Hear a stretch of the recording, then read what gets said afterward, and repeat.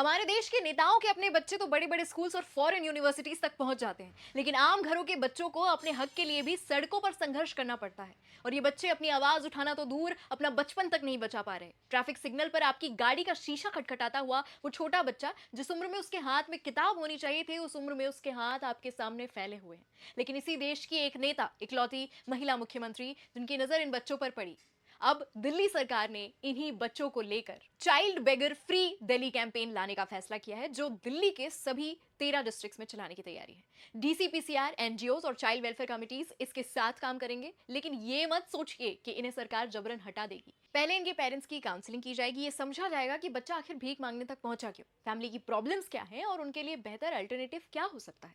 छोटे बच्चों को स्कूल्स यानी फॉर्मल एजुकेशन से जोड़ने, बड़े बच्चों के लिए स्किल ट्रेनिंग पर भी फोकस करने की बात कही गई। इस कदम का एक और बड़ा मकसद है उन गैंग्स पर लीगल एक्शन लेना जो मासूम बच्चों को भीख मांगने के धंधे में जबरन धकेल देते हैं। क्योंकि सवाल सिर्फ दिल्ली को बेगर फ्री बनाने का नहीं है, सवाल यह है कि जिस बच्चे को हमने कल ट्रैफिक सिग्नल पर हाथ फैलाते देखा था, क्या कल वही हाथ किसी क्लासरूम में किताब खोल पाएंगे? अगर ये कैंपेन ग्राउंड लेवल पर सच में ऐसा कर पाया, तभी बात बनेगी।